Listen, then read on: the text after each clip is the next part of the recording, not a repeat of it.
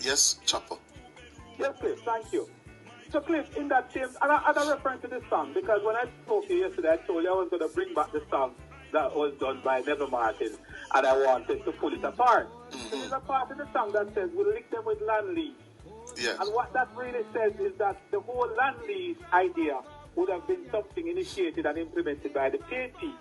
And I'm saying that there's no such thing, because the first land lease program was implemented under Edward Seaga. Right? The first land lease deal was in Hanover, where Edward Seaga purchased some 6,000 acres of sugar land and leased it out to people. That's where the land lease started, you know. And what year was that? That was in 1967. Right? Okay. It was called, as a matter of fact, it's in the Cleaner Archives, you know, if I'm not making this story up. It said the program was developed in 1969 and it was originally called the Land Utilization Act. Edward Seaga put that in. Okay. So when the PNP have that in a song to say, we'll link them with land lease, that to me was distorting the fact. And that is the argument I'm putting. Now the other one, which again, to me, we have to know, we have to examine these things, you know. It says equal pay for women. Equal pay for women was not a JLP or PNP initiative. At the time when equal pay for women came in, it was a United Nations initiative where several countries were mandated to implement and to bring women up after the war. So I would, you know, we have to, and this was started under the GSP. So, you know, we have to look at the history as well, you know, and the PNP is kind of guilty to some extent that there might be some initiatives where the GSP would too. But the festival song, for example, remember that they were the ones who changed the festival song to popular song, you know. Yes. Remember they changed Jam Pro to Jamaica Trade and Invest. Remember they actually changed. Yes, that is all we did the politics back then. Yes. We came into power, see something, want claim it, so we changed the name and the look and the logo and own it. Yes. So but yes, there's definitely that. Okay, an important part of this whole era too, you know, was the man said, boy, we hit them with the Pioneer Corps. You remember that? Yes, I remember that. But the Pioneer Corps was never the Corps initiative. The Pioneer Corps. Yes. The Pioneer Corps was an initiative came under the National Volunteer Program. And that was an Eddie Seaga thing, you know. Oh? Yes, man. The youth service, that was the original deal.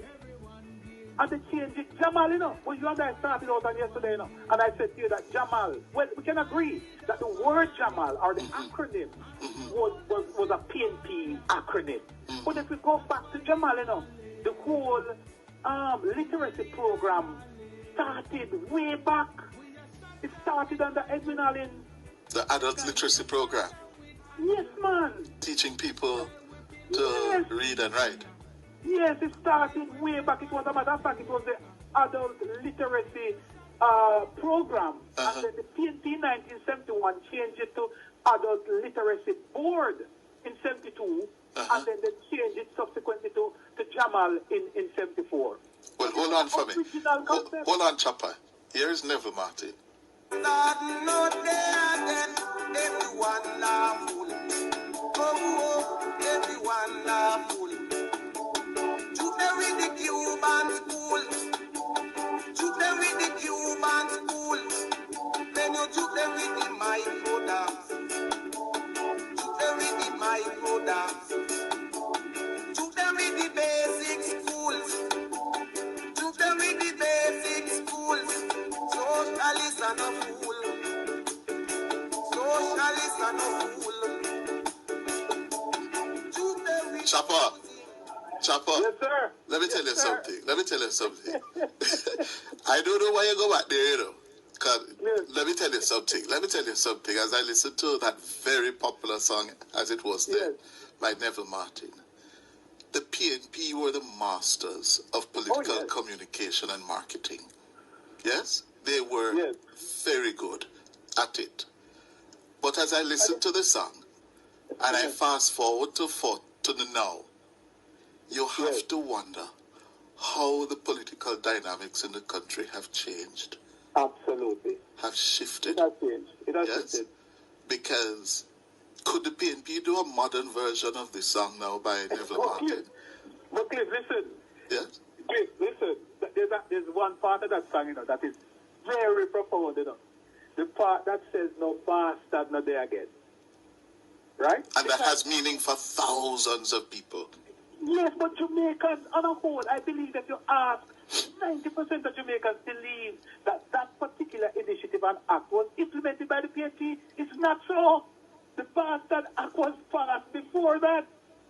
Before the Manley administration of 72, 80? It was passed before. When was that passed? All right, so that particular act. Producer, Google that for me, no? Find that for me, because what they're putting on the table, and I'm sure some of the more senior comrades listening could call us to say. The act was passed in 1969, November 5th. The Greener have it. November 5th. Check that for me, Christian. 69. Uh-huh. And this was under Busterman. This was. And it outlawed bastard the whole notion of bastardy. It's called the bill amending the bastardy law passed by the Senate and the Parliament in 1969. And 1969, if my memory serves me right. So how the PNP claim credit for it? Yes, they keep own it. How?